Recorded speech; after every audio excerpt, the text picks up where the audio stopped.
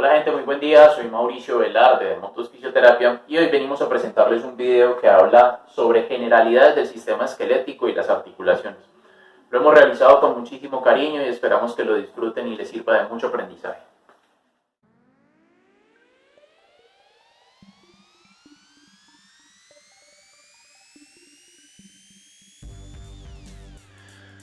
Bueno, gente linda y querida, empezamos con el sistema esquelético que, como podremos ver, puede dividirse en dos partes: el esqueleto axial y el esqueleto apendicular. El esqueleto axial está compuesto por los huesos de la cabeza o cráneo, el cuello, que son hioides y vértebras cervicales, los huesos del tronco, que vienen siendo costillas, el esternón con sus dos partes, cuerpo y manubrio, las vértebras torácicas y lumbares, el sacro y el coxis. El esqueleto apendicular está compuesto por los huesos de los miembros superiores e inferiores, incluyendo tanto los de la cintura escapular y los de la cintura pélvica. El esqueleto en conjunto está compuesto a grosso modo por huesos y cartílagos. Empezando por el cartílago, se debe mencionar que es un tipo de tejido conectivo, semirrígido, que forma las partes del esqueleto donde se necesita mayor flexibilidad.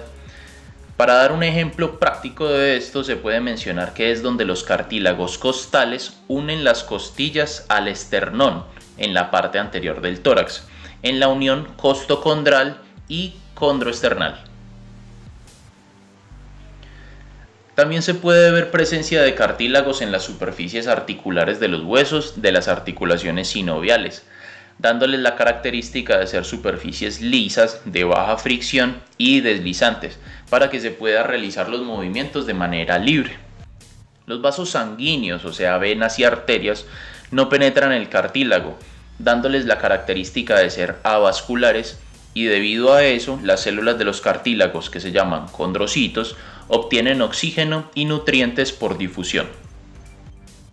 Ahora, pasando a los huesos, se debe tener claro que es un tejido vivo, es un tipo de tejido conectivo duro, altamente especializado, y compone la mayor parte del esqueleto.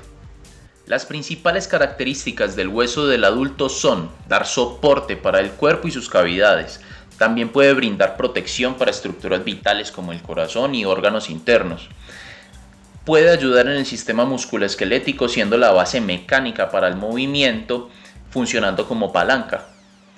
También puede servir de almacenamiento de sales como el calcio y da soporte o aporte continuo de nuevas células sanguíneas que se producen en la médula ósea.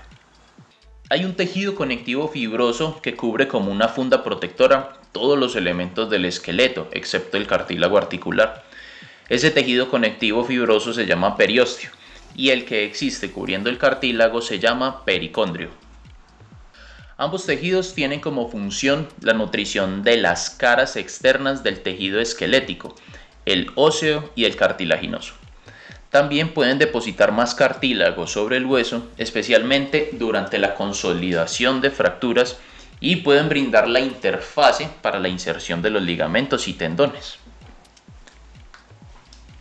Existen dos tipos de hueso, el hueso compacto y el hueso esponjoso, que también es conocido como hueso trabecular. Todos los huesos poseen una delgada capa superficial de hueso compacto que recubre la masa central del hueso esponjoso, excepto donde este último, el hueso esponjoso, queda reemplazado por la cavidad medular. Ahí, dentro de la cavidad medular de los huesos del adulto y entre las espículas, que también son conocidas como trabéculas del hueso esponjoso, hay médula ósea amarilla con alto contenido graso. Se puede encontrar también la médula ósea roja, que forma las células sanguíneas y las plaquetas, o puede haber una combinación de ambas, de médula ósea amarilla y roja. En el hueso, la arquitectura y la cantidad de hueso compacto y esponjoso varía según la función. El hueso compacto da fuerza para soportar el peso. En los huesos largos, diseñados para ser rígidos y proporcionar inserción a los músculos y ligamentos, la cantidad de hueso compacto es mayor, cerca de la mitad de la diáfisis o cuerpo, donde los huesos son más propensos a arquearse. Hay una forma de clasificar los huesos y es según su forma. Existen los huesos largos, que son tubulares, y como ejemplo se observa el húmero y el fémur.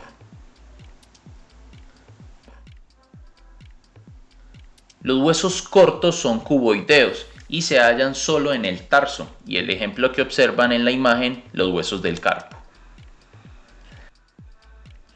Ya los huesos planos cumplen habitualmente una función protectora y, como observan en la imagen, huesos planos del cráneo protegen el encéfalo. Si observan, los huesos irregulares tienen formas diferentes a las de los huesos largos, cortos y planos, y el ejemplo de estos huesos los encontramos en el hueso maxilar que se ve en la imagen. Por último, los huesos sesamoideos, y como ejemplo ven la patela o rótula, se desarrollan en ciertos tendones y se encuentran donde los tendones cruzan los extremos de los huesos largos de los miembros. Como función, los huesos sesamoideos protegen los tendones de un excesivo desgaste. Hay diferentes detalles y formaciones óseas y estas aparecen donde se insertan los tendones, ligamentos y fascias. También se pueden observar donde las arterias se hallan adyacentes a los huesos o penetran en ellos. El cuerpo es la masa principal de un hueso. En los huesos largos, la diáfisis del hueso; en las vértebras, las porciones anteriores que soportan peso entre discos intervertebrales. El capítulo es una pequeña cabeza articular redondeada y acá pueden observar el capítulo del húmero. Los cóndilos o el cóndilo es un área articular redondeada semejante a un nudillo. Con frecuencia es una estructura par y como ejemplo se observan los cóndilos lateral y medial del fémur. Una cresta es un reborde óseo y como ejemplo se presenta acá la cresta ilíaca. El epicóndilo es una eminencia superior a un cóndilo, de allí su nombre, y como ejemplo está el epicóndilo lateral del húmero. Una carilla o fosita es un área plana y lisa, habitualmente cubierta de cartílago, donde un hueso se articula con otro. Como ejemplo está la fosita costal superior de una vértebra torácica para articularse con una costilla. Un foramen es un agujero o paso a través de un hueso y observan acá el foramen obturado. La fosa es un hueco o área deprimida que tiene un hueso y como ejemplo está la fosa infraespinosa de la escápula, que sirve de punto de origen para el músculo infraespinoso. Un surco es una depresión alargada que sirve para el paso de otras estructuras, por ejemplo el surco del nervio radial del húmero. La cabeza es el extremo articular grande y redondeado de un hueso, como la cabeza del fémur. Y acá observamos el cuello, que es la porción relativamente estrecha proximal a la cabeza. Una línea es una elevación que puede servir de punto de origen para un músculo, como la línea del músculo sóleo de la tibia. El maléolo es un proceso o apófisis redondeada, por ejemplo el maléolo lateral de la fíbula, y también existe el maléolo del hueso tibio. La incisura es una muesca en el borde de un hueso, y acá como ejemplo se puede observar la incisura isquiática mayor. Un proceso es una extensión o proyección que se extiende hacia una dirección particular. Y acá el ejemplo están los procesos transversos de una vértebra. Una protuberancia es un abultamiento o proyección ósea, como es la protuberancia occipital externa. Una espina, como el nombre lo indica, es un proceso semejante a una espina y el ejemplo es la espina de la escápula. Un trocánter es una gran elevación roma, como lo pueden observar acá en el trocánter mayor del fémur. Una tróclea es un proceso articular muy parecido a un carrete, que actúa como una polea y el ejemplo es la tróclea del húmero. Un tubérculo es una pequeña eminencia elevada que puede servir de inserción a tendones y ligamentos como el tubérculo mayor del húmero. La tuberosidad, que es una gran elevación redondeada, y como ejemplo está la tuberosidad isquiática, que también sirve de origen para los músculos de la cara posterior del muslo. Los huesos tienen una rica irrigación sanguínea. Los vasos sanguíneos más notables son las arterias nutricias, que pueden ser una o más por cada hueso. La arteria nutricia se divide en la cavidad medular en ramas longitudinales que se dirigen hacia ambos extremos e irrigan la médula ósea, el hueso esponjoso y las porciones más profundas del hueso compacto, aunque la mayor parte del hueso compacto se nutre a partir de las ramas pequeñas de las arterias periósticas. Toda la sangre que entra a los huesos llega a los osteocitos en el hueso compacto por medio del sistema haversiano, también llamado osteonas, que son unos sistemas de conductos microscópicos con pequeños vasos sanguíneos. Los extremos óseos reciben la irrigación de arterias metafisarias y epifisarias, que se originan principalmente en las arterias que nutren las articulaciones. Estas arterias forman parte de un plexo arterial periarticular que rodea la articulación y así se va a garantizar el flujo sanguíneo distal a la articulación sin importar la posición de la articulación. Los nervios también acompañan a los vasos sanguíneos óseos. El periósteo está muy inervado por nervios sensitivos, que son conocidos como nervios periósticos. Esos nervios son los portadores de fibras de sensibilidad dolorosa. El periósteo es muy sensible al desgarro y a la tensión, lo que explica el dolor agudo que producen las fracturas óseas. El hueso está poco inervado sensitivamente, pero dentro del hueso los nervios vasomotores producen constricción o dilatación de los vasos sanguíneos, regulando el flujo sanguíneo a través de la médula ósea. Las articulaciones son uniones entre dos o más huesos o partes rígidas del esqueleto. Las articulaciones presentan distintas formas y funciones. Algunas carecen de movilidad, como las láminas epifisarias, situadas entre las epífisis y las diáfisis de un hueso largo en crecimiento.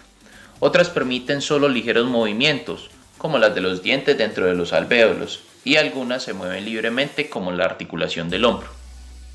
Las articulaciones pueden clasificarse de muchas formas. Una de ellas describe 3 tipos de articulación según el modo en el que se articulan los huesos o el tipo de material que los une o estructura. La amplitud de los movimientos que se produce en una articulación fibrosa depende, en la mayoría de los casos, de la longitud de las fibras que unen los huesos articulados, pero realmente tienen poco o nada de movimiento. Son 3, las suturas, la sindesmosis y las gónfosis. Las suturas son un tipo de esas articulaciones fibrosas y se encuentran exclusivamente en el cráneo. Otro tipo de articulación fibrosa es la de tipo sindesmosis, y esta une los huesos mediante una lámina de tejido fibroso, ya sea un ligamento o una membrana fibrosa, dándoles característica de ser parcialmente móviles. La membrana interósea del antebrazo es una lámina de tejido fibroso que une el radio y la ulna mediante una sindesmosis. La articulación dentoalveolar es una articulación fibrosa conocida como gónfosis o alvéolo, en la que un proceso semejante a una clavija queda encajado formando una articulación alveolar entre la raíz del diente y el proceso alveolar del maxilar o la mandíbula. Los movimientos microscópicos de una articulación como esta aportan información a través del sentido propioceptivo sobre la fuerza que se ejerce al morder o al apretar los dientes, o si se tiene una partícula introducida entre los dientes. Las estructuras articulares de las articulaciones cartilaginosas se unen mediante cartílago hialino o fibrocartílago, y existen 2 tipos, sincondrosis y sínfisis. En las articulaciones cartilaginosas primarias, también conocidas como sincondrosis, los huesos están unidos por cartílago hialino, que permite que se doblen ligeramente en las primeras etapas de la vida. Las articulaciones cartilaginosas primarias permiten el crecimiento longitudinal del hueso. Cuando finaliza el crecimiento, las láminas epifisarias se convierten en hueso y las epífisis se fusionan con la diáfisis. Las articulaciones cartilaginosas secundarias o sínfisis son articulaciones fuertes, ligeramente móviles, unidas por fibrocartílago. Los discos intervertebrales fibrocartilaginosos situados entre las vértebras están formados por tejido conectivo que unen las vértebras entre sí. Grupalmente estas articulaciones aportan potencia y absorben los choques, además confieren una notable movilidad a la columna vertebral. Los huesos que se articulan con articulaciones sinoviales se unen mediante una cápsula articular. Esta está compuesta por una membrana fibrosa externa tapizada por una membrana sinovial serosa interna que es la encargada de la producción de líquido sinovial dentro de la articulación. Dentro de la cápsula, el cartílago articular cubre las superficies articulares de los huesos. Todas las demás superficies internas están revestidas por la membrana sinovial. Los 6 tipos principales de articulaciones sinoviales se clasifican según la morfología de las superficies articulares o el tipo de movimiento que permiten estas. Son planas, gínglimos, silla de montar, elipsoideas, esferoideas y trocoides. Las articulaciones planas permiten movimientos de deslizamiento en el plano de las superficies articulares. Los movimientos están limitados por una cápsula articular firme. Las articulaciones planas son numerosas y casi siempre de pequeño tamaño.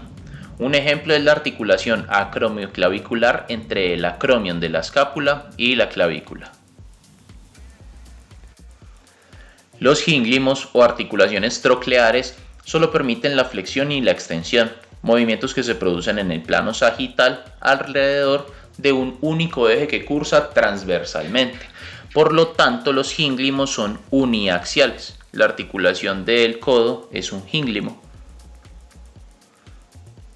Las articulaciones en silla de montar permiten la abducción y la aducción, así como la flexión y extensión, movimientos que se producen en torno a 2 ejes situados en ángulo recto entre sí.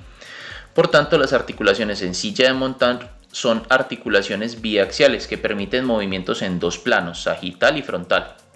También es posible realizar estos movimientos en una secuencia circular, conocida como circunducción. La articulación carpo-metacarpiana en la base del primer dedo es una articulación en silla de montar. Las articulaciones elipsoideas permiten la flexión y la extensión, además la abducción y la aducción. Por tanto, son también biaxiales.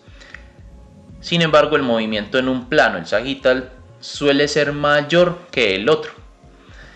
Estas articulaciones, el ejemplo puede ser la metacarpofalángica, sería una de las elipsoideas. Las articulaciones esferoideas permiten los movimientos en múltiples ejes y planos. Flexión y extensión, abducción y aducción, rotación medial y rotación lateral, y por tanto la sumatoria de todas estas generan una circunducción. Por lo tanto, se trata de articulaciones multiaxiales. La articulación coxal es una articulación esferoidea. La cabeza del fémur, que es esférica, rota dentro de la cavidad formada por el acetábulo del coxal. Y por último, las articulaciones trocoides permiten la rotación en torno a un eje central, por tanto son uniaxiales. En estas articulaciones, un proceso óseo redondeado gira dentro de un anillo. La articulación atlantoaxial es una articulación trocoide. El atlas, la vértebra C1, gira alrededor de un proceso digitiforme o el diente del axis, que sería la vértebra cervical 2 durante la rotación de la cabeza. También a las articulaciones las podemos clasificar según potencial de movimiento, siendo 3 las categorías: sinartrosis, anfiartrosis y diartrosis. Una sinartrosis es una unión entre huesos que se mantienen unidos por tejido conjuntivo irregular denso. Esta unión relativamente rígida permite poco o ningún movimiento. Ejemplo de sinartrosis son las suturas del cráneo, los dientes alojados en la mandíbula o en el maxilar y las membranas interiores del antebrazo y la pierna. Una anfiartrosis es una unión entre huesos formada sobre todo por fibrocartílago o cartílago hialino. Quizá el ejemplo más familiar de la anfiartrosis sean las sincondrosis entre los cuerpos vertebrales. Esas articulaciones emplean un disco intervertebral y el núcleo pulposo encerrado en el área para ofrecer un cojín rugoso y elástico que absorba y disperse las fuerzas entre las vértebras adyacentes. Otros ejemplos de anfiartrosis son la sínfisis del pubis y la articulación manubrio-esternal. Estas articulaciones permiten movimientos relativamente restringidos. Y por último, las diartrosis, que son unas articulaciones que contienen una cavidad articular llena de líquido. Dada la presencia de una membrana sinovial, las diartrosis se denominan con frecuencia articulaciones sinoviales. La mayoría de las articulaciones de la extremidad superior e inferior son articulaciones sinoviales. Las diartrosis se especializan en el movimiento. Las articulaciones reciben su irrigación de los vasos que rodean la articulación. Las arterias a menudo se anastomosan, o sea, se comunican, se unen para formar redes que garantizan la vascularización de las articulaciones en las muchas posiciones que éstas puedan asumir. Las articulaciones poseen una rica inervación proporcionada por los nervios articulares, con terminaciones sensitivas en la cápsula articular. La ley de Hilton señala que los nervios que inervan una articulación también inervan los músculos que la mueven y la piel que cubren sus fijaciones distales. Los nervios articulares transmiten impulsos sensitivos de la articulación que contribuye al sentido de la propiocepción, lo que permite conocer los movimientos y la posición de las partes del cuerpo. La membrana sinovial es relativamente insensible. Las fibras de la sensibilidad dolorosa son numerosas en las membranas fibrosas de la cápsula articular y en los ligamentos accesorios, transmitiendo un intenso dolor cuando se lesiona la articulación.